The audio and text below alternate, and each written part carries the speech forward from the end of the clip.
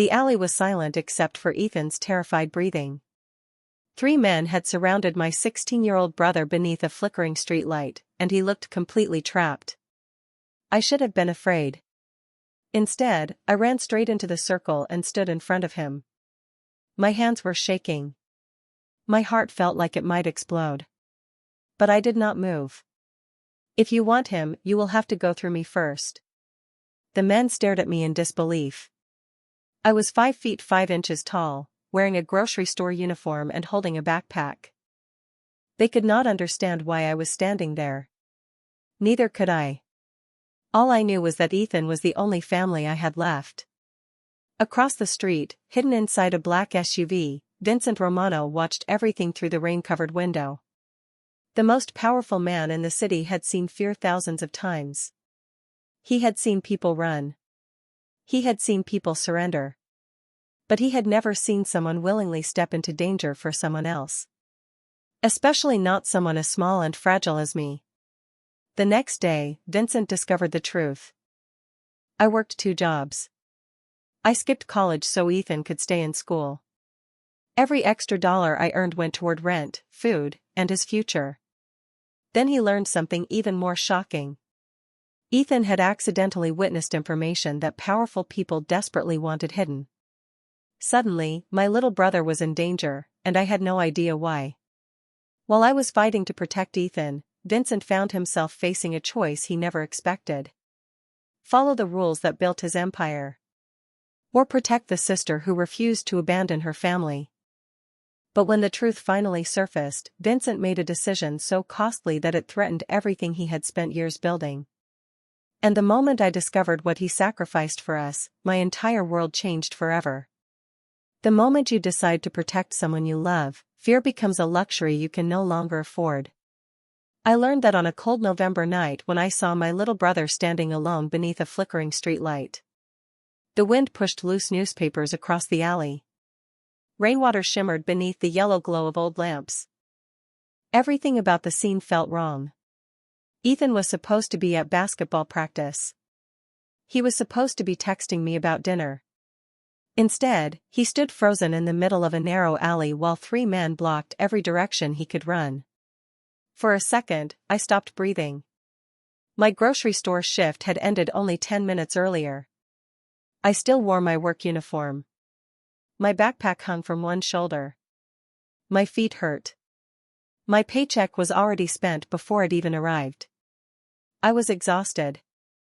But the second I saw Ethan's face, none of that mattered anymore. He looked terrified. Not dramatic. Not panicked. Just genuinely scared. I had raised him since he was 10 years old. I knew every expression he had. I knew when he was nervous before an exam. I knew when he was hiding bad grades. I knew when he was pretending everything was fine. This was different. Something was very wrong. "Grace!" Ethan shouted the moment he saw me. One of the men turned. Then the others. Their expressions shifted from concentration to surprise. They clearly had not expected a 26-year-old woman carrying grocery coupons and a worn backpack to walk into the situation. Neither had I. But I did not stop. I walked straight toward Ethan. My heart pounded so hard it felt painful. Every instinct told me to stay away. Every instinct except one. The part of me that remembered holding Ethan's hand after our parents died. The part that remembered working extra shifts so he could stay on the school basketball team. The part that promised I would never let him face the world alone. I stepped directly in front of him. The cold wind pushed strands of hair across my face. My hands trembled slightly. I hoped nobody noticed. "Grace, go home," Ethan whispered. I ignored him. My eyes stayed locked on the stranger's. "If you want him, you will have to go through me first." Silence followed. The alley suddenly felt very small. One of the men blinked as if he thought he had heard me incorrectly. Another exchanged a confused glance with his companion. They looked more surprised than angry. That somehow made the moment even stranger. Then I heard the sound of an engine idling nearby. Across the street, partially hidden behind falling rain, a black SUV sat beneath a street lamp. The tinted rear window lowered slightly. Inside sat a man wearing a dark coat. His face remained partly concealed by shadows, but his sharp features and calm gray-blue eyes were impossible to miss. He watched everything without speaking. Without moving. Something about him felt important. Dangerous. Different. The three men suddenly stepped aside. Not because of me. Not because they were afraid. Because someone had silently given them permission. The man inside the SUV continued watching as Ethan grabbed my arm. And for reasons I could not explain, I had the terrifying feeling that our lives had just changed forever. The strangest part was not that the men stepped aside. The strangest part was that they did it without arguing. 1 second they were blocking Ethan's path. The next, they moved as though an invisible signal had been given. I did not understand it. Ethan did not understand it either. We only knew one thing. We needed to leave. Fast. I grabbed my brother's wrist and pulled him toward the sidewalk. Rain continued falling across the city. Cars rushed past. The black SUV remained parked beneath the street lamp. As we crossed the street, I could feel someone watching us. I already knew who it was. The man inside the vehicle never looked away. Even through the rain and darkness, I could feel the weight of his attention. It was unsettling. Not threatening. Just unsettling.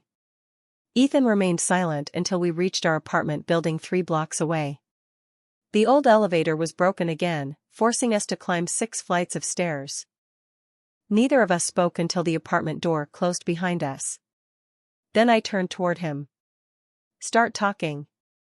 Ethan dropped his backpack beside the couch. Grace. No. I crossed my arms. You were surrounded in an alley. You do not get to start with Grace. He sighed heavily. I did not do anything.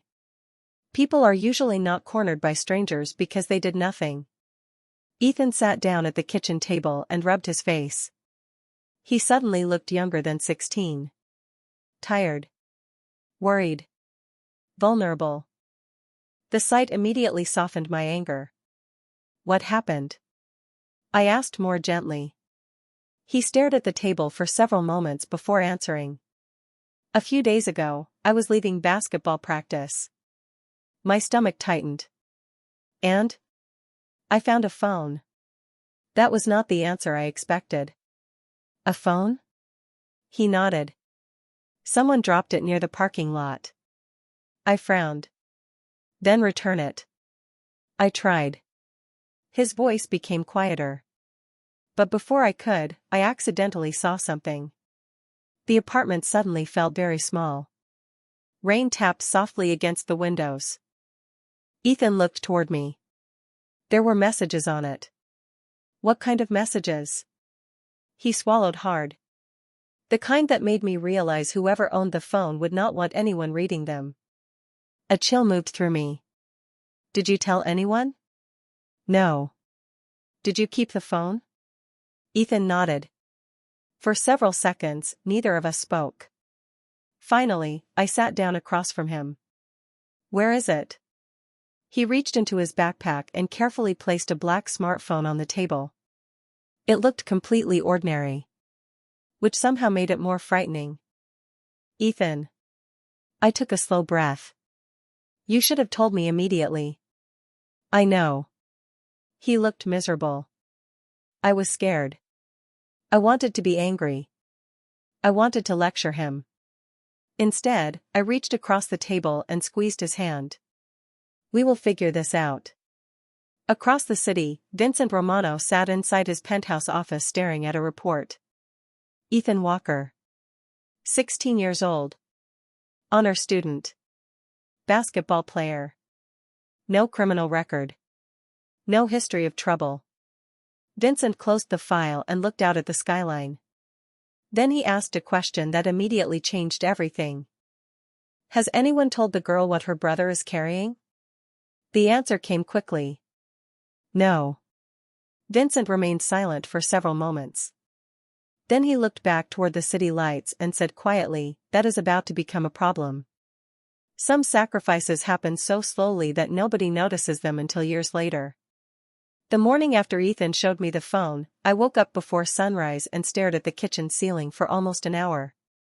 Sleep had been impossible. Every time I closed my eyes, I saw the alley. The strangers. The black SUV. The man watching from behind the tinted window. Vincent Romano. I still did not know his name, but somehow I could not stop thinking about him. More importantly, I could not stop worrying about Ethan. By 6 o'clock, I was already getting ready for work. Our apartment was small enough that every sound echoed. The coffee maker rattled. The heater clicked. Outside, New York slowly came to life beneath gray winter clouds. Ethan entered the kitchen looking exhausted. Neither of us mentioned the phone at first. We both knew it was sitting inside the drawer beneath the sink. Hidden. Waiting. "You should stay home today," I told him. Ethan immediately shook his head. "I have a math test." Despite everything, I almost smiled. Only my brother would worry about algebra while carrying a secret that had already changed our lives. "School is more important than being careful?" I asked. "Being normal is important," he answered quietly. That response stayed with me long after we left the apartment. At the grocery store, I spent the entire morning stocking shelves and helping customers while my thoughts remained somewhere else. The hours dragged by. Every time the front doors opened, I found myself looking up. Every time a black vehicle passed outside, my stomach tightened. Nothing happened. Yet the feeling remained. The sense that invisible pieces were moving around us. Across the city, Vincent Romano sat inside a private conference room reviewing information about Grace Walker. 26 years old. 2 jobs. No criminal history. Excellent employment record. Responsible guardian of her younger brother. The report contained dozens of pages. Vincent read every one. What interested him most was not the information. It was what the information revealed. Grace Walker had every reason to be tired, bitter, or defeated. Instead, she worked harder. Protected her brother. Paid her bills. Kept moving forward. The memory of her standing in front of Ethan replayed in his mind. "If you want him, you will have to go through me first." Most people talked about courage. She had demonstrated it. By afternoon, Ethan was leaving school when he noticed someone standing across the street. Not threatening. Not approaching. Just watching. The man wore a dark coat and pretended to read a newspaper. Ethan immediately recognized him as one of the strangers from the alley. Fear returned instantly. He turned and walked toward the nearest crowded area instead of heading home. Meanwhile, my shift ended at 4 o'clock. I checked my phone and saw 3 missed calls from Ethan. My heart dropped. Then a text message appeared. "Grace, I think someone is following me." For several seconds, I could not breathe. I grabbed my coat and ran toward the door. Across the city, Vincent Romano received the same update at almost the exact same moment. His expression hardened for the first time all day. Then he stood up and said 6 words that would change everything. "Bring me the phone immediately." When people are afraid, they run. When people love someone, they run toward the danger instead. By the time I reached the subway station where Ethan said he was waiting, my lungs felt like they were on fire. Cold air burned in my chest. The evening crowd flowed around me in a blur of coats, umbrellas, and rushing footsteps. I searched every face. Every corner. Every platform entrance. Then I saw him. Ethan stood near a vending machine gripping the straps of his backpack. Relief hit me so hard my knees nearly gave out. I hurried toward him. "Are you okay?" I asked. He nodded immediately. "I think so." "Think so" is not an answer. Ethan glanced over his shoulder. The guy disappeared. I followed his gaze. Nothing looked unusual. Commuters checked phones. Trains arrived and departed. Yet the uneasy feeling remained. Someone had been watching him. We both knew it. "We are going home," I said firmly. Ethan opened his mouth to argue. One look from me ended that idea. We started toward the station exit. Halfway there, a voice stopped us. "Grace Walker." I froze.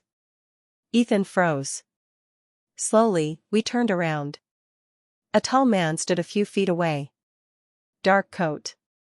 Calm posture. Gray-blue eyes. For a second, the noise of the station seemed to disappear. I recognized him immediately. The man from the SUV. The man who had watched the alley.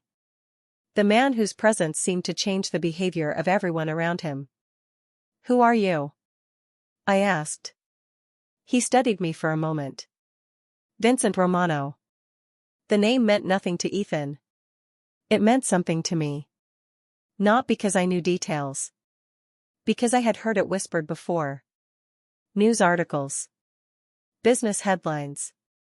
Stories people told in low voices. My protective instincts immediately returned. I stepped slightly in front of Ethan. Vincent noticed. To my surprise, something almost resembling respect appeared in his expression. "You should not have that phone," he said calmly. Ethan's face turned pale. My heart sank. "How do you know about the phone?" Vincent looked directly at me. "Because people are already searching for it." The station suddenly felt colder. "Then maybe you should tell me why."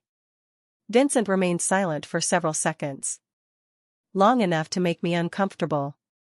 Finally he spoke. "Because your brother accidentally found something connected to people who do not like mistakes." Ethan shifted nervously beside me. I grabbed his arm. "What kind of people?" Vincent glanced around the crowded station before answering.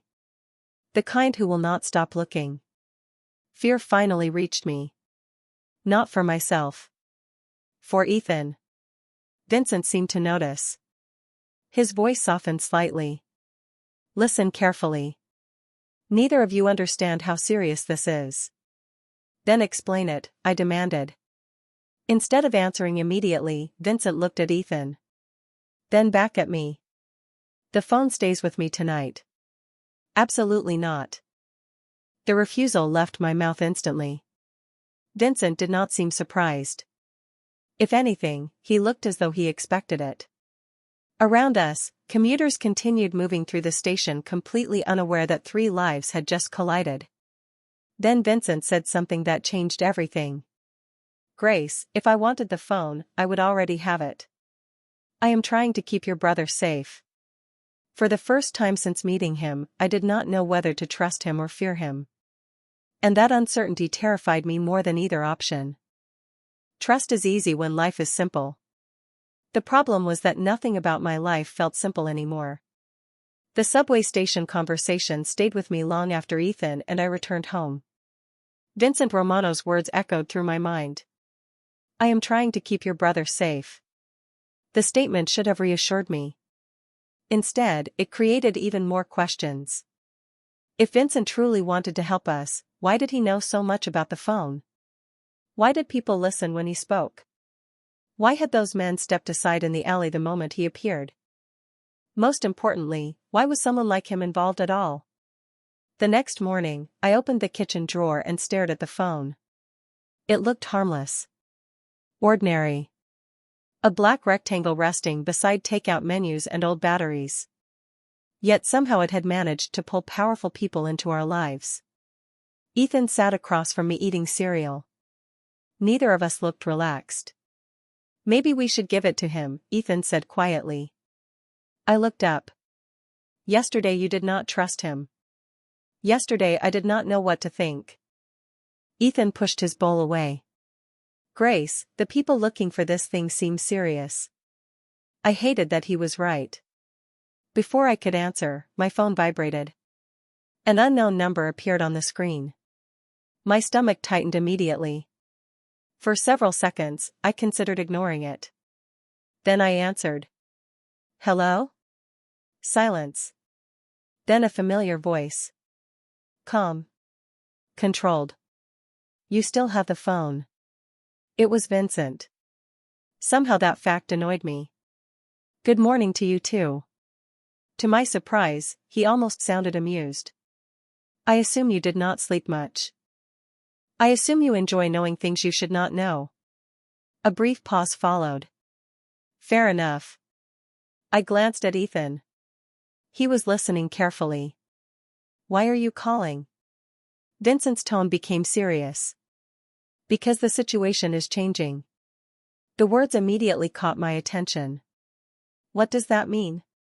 It means other people are becoming impatient. My grip tightened around the phone. Vincent, stop speaking in riddles. For a moment, neither of us spoke. Then he sighed softly. Grace, there is information on that device connected to a financial operation involving someone very powerful. More powerful than you? The question escaped before I could stop it. Unexpectedly, Vincent answered immediately. Yes. The room suddenly felt colder. If Vincent Romano considered someone dangerous, I was not sure I wanted to know more. What do we do? I finally asked. Meet me. Every protective instinct I possessed activated instantly. No. Grace. No. Ethan looked between us nervously. Vincent remained silent for several seconds before speaking again. You stood in front of 3 strangers to protect your brother. His voice was calm. Certain. I respect that. But courage and strategy are not the same thing. The truth of that statement irritated me because it made sense. How do I know I can trust you? I asked quietly. Vincent answered without hesitation. You do not. The honesty surprised me. Then why should I meet you? Another pause followed. Then his voice softened slightly. Because whether you believe it or not, I am currently the safest person standing between your family and the people searching for that phone. And for the first time since all of this began, I realized the most frightening possibility of all. Vincent Romano might actually be telling the truth. The people who change your life rarely arrive when you are ready for them. They arrive when everything is already falling apart. 2 hours after speaking with Vincent, I found myself sitting inside a quiet corner booth of a small restaurant overlooking the Hudson River. The location felt deliberately ordinary. Families ate dinner nearby. Soft music played through hidden speakers. Outside, winter clouds drifted across the evening sky. Nothing about the place suggested danger. Yet my nerves refused to settle. Ethan sat beside me, unusually quiet. Across the table sat Vincent Romano. For the first few minutes, nobody spoke. I studied him carefully. This was the first time I had seen him outside an alley, a subway station, or the shadows of a black SUV. Up close, he seemed different. Less intimidating. More human. Which somehow made him harder to understand. Finally, Vincent placed a folder on the table. Open it. I hesitated before doing so. Inside were photographs, financial reports, and printed messages. Most of it meant nothing to me. Then I noticed several highlighted names repeated throughout the documents. What is all this? I asked. Vincent folded his hands. The reason people are looking for the phone. Ethan stared at the papers. I accidentally found information connected to this? Vincent nodded. Yes. For several seconds, silence settled over the table. Then I looked directly at him. Why are you helping us? It was the question I had wanted answered since the night in the alley. Vincent looked out the window before responding. The river reflected the fading sunlight in shifting bands of silver and gold. At first, he said quietly. Curiosity. The answer surprised me. Curiosity? He nodded. I wanted to understand why someone would stand in front of danger for another person without hesitation. My face warmed slightly. I looked away. Vincent continued. Then I learned about your life. His gaze shifted toward Ethan. I learned about the sacrifices you made. Ethan looked confused. I knew exactly what Vincent meant. The extra shifts. The missed opportunities. The years spent choosing responsibility over personal dreams. Things I never talked about because they were simply part of life. That does not explain why you are risking anything, I said. Vincent became quiet. For a moment, I thought he would avoid the question. Instead, he answered with surprising honesty. Because somewhere along the way, this stopped being about a phone. The words hung in the air between us. Ethan looked down at the table. I suddenly found the river outside extremely interesting. Neither of us knew what to say. Vincent broke the silence. There is something else you should know. My attention immediately returned. His expression grew serious. Protecting you is already creating problems for me. My stomach tightened. What kind of problems? Vincent gave a faint smile that never quite reached his eyes. The kind powerful people do not appreciate. For the first time, I realized something I had not considered before. Vincent was not simply helping us. He was standing against people in his own world. And judging by the look in his eyes, the cost of that decision was growing higher every day. The true cost of a decision is not measured when you make it. It is measured when the consequences finally arrive. 3 days after the meeting by the river, I began noticing changes. Small things at first. Strange things. A black sedan parked near our apartment more often than usual. Unknown numbers calling my phone and hanging up without speaking. Ethan receiving questions from classmates about people he had never met. Nothing obvious. Nothing dramatic. Yet every instinct told me the pressure was growing. Vincent seemed to know it too. He called less frequently but checked on us more carefully. Every conversation felt shorter. More focused. As if he was carrying problems he refused to share.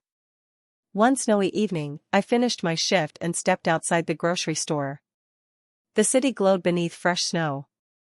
Holiday decorations hung above crowded sidewalks. For a moment, everything looked normal. Then I noticed Vincent standing across the street. He was alone. No SUV. No assistance. Just a dark coat and a tired expression. That alone told me something was wrong. I crossed the street immediately. What happened? I asked. Vincent looked at me for a long moment before answering. You always know when something is wrong. Because something is wrong. He smiled faintly. Fair point. We began walking through the snow-covered streets. Neither of us spoke at first. Finally, Vincent stopped beside a small park illuminated by white lights wrapped around bare trees. Grace, there is a chance this situation becomes more complicated. My stomach tightened. More complicated than strangers following my brother? His expression remained calm. Yes. The answer frightened me because he said it so quietly. I folded my arms against the cold. Then tell me the truth. Vincent looked toward the skyline.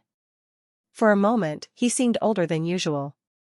Not physically. Emotionally.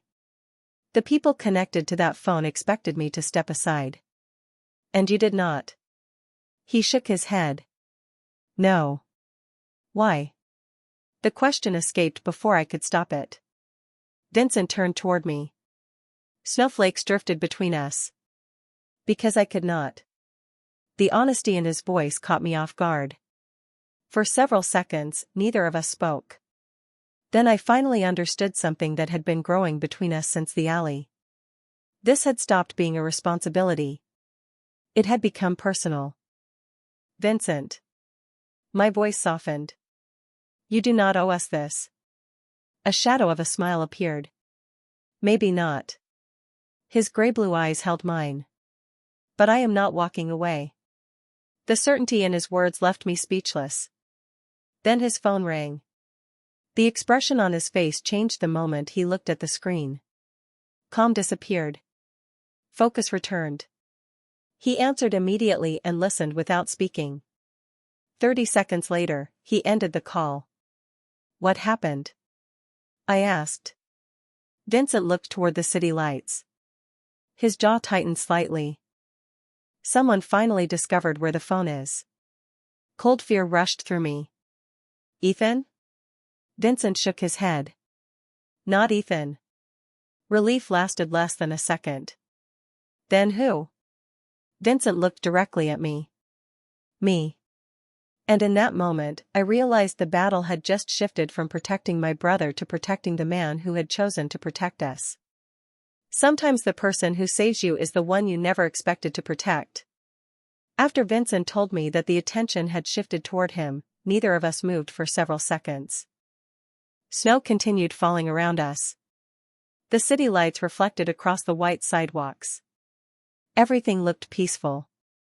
That was the frightening part. Life often looked normal right before it changed. Why would they focus on you? I finally asked. Vincent slipped his phone back into his coat pocket. Because they believe I have the phone. Do you? His eyes met mine. That is not the important question anymore. The answer frustrated me. It always did when he avoided details. Yet something in his expression stopped me from arguing. He looked tired. Not physically tired. The kind of tired that comes from carrying responsibility for too long. We continued walking through the park. The cold air filled the silence between us. For the first time since all of this began, I realized Vincent was no longer talking about strategies or information. He was talking about consequences. Consequences he had accepted on our behalf. The realization made my chest tighten unexpectedly. The next morning, Ethan left for school under the watchful eye of one of Vincent's security advisors. The arrangement felt strange, but I no longer had the energy to argue. Too much had happened. Too many questions remained unanswered. That afternoon, Vincent asked to meet me again. This time the location was a small cafe overlooking the river. The winter sun hung low in the sky, casting golden reflections across the water. When I arrived, Vincent was already there. He stood by the window instead of sitting.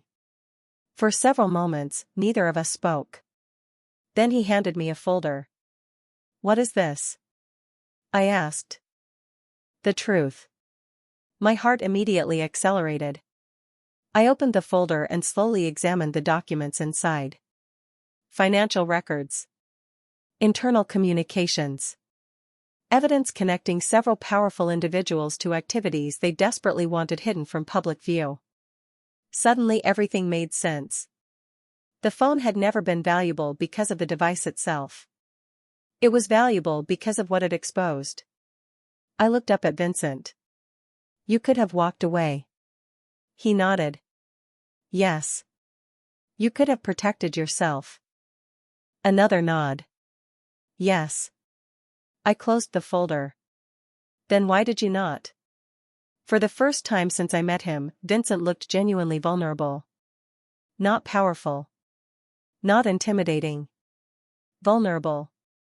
His answer came quietly.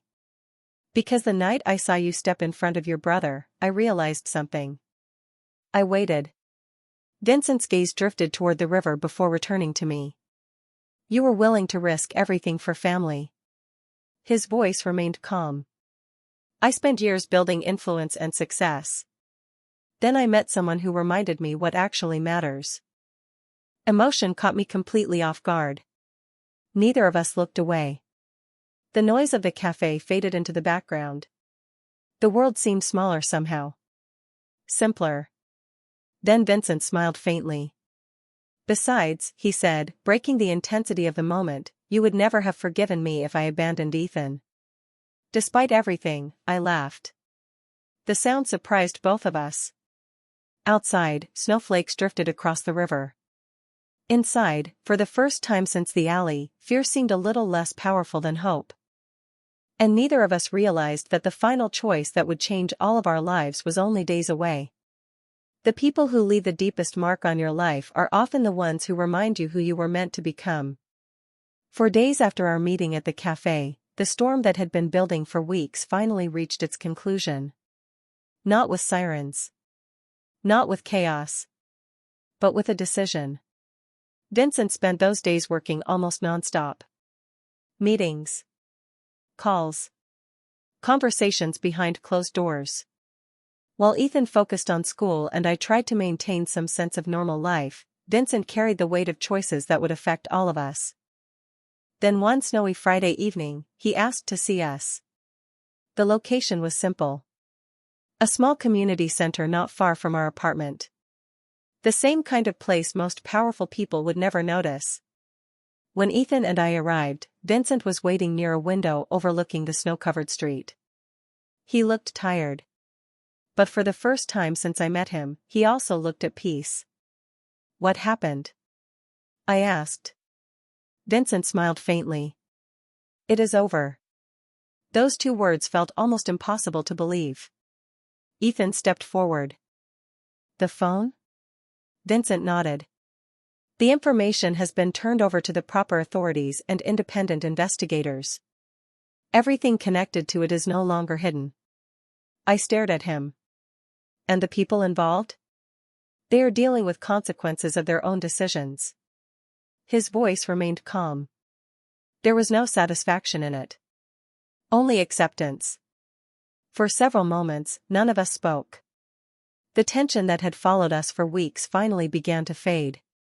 Then I noticed something. "You paid a price for this, did you not?"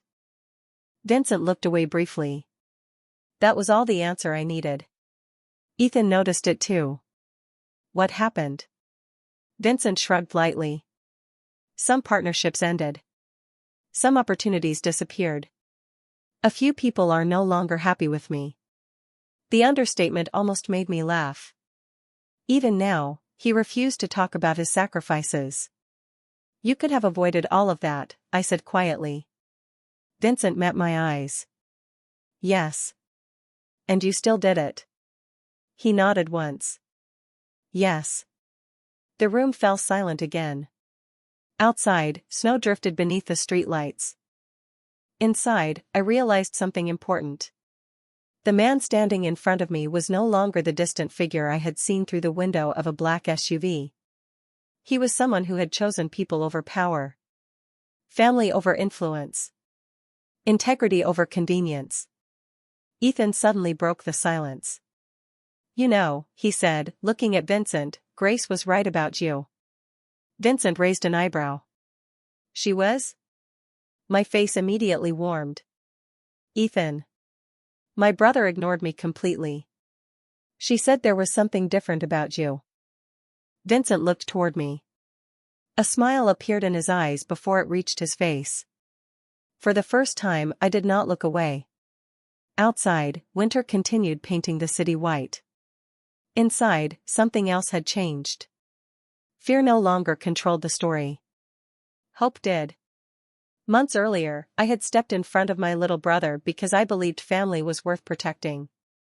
What I never expected was that the choice would also save someone else. Because in the end, Ethan was safe. The truth had come to light. And Vincent Romano had found something far more valuable than power. He had found the person he wanted to become.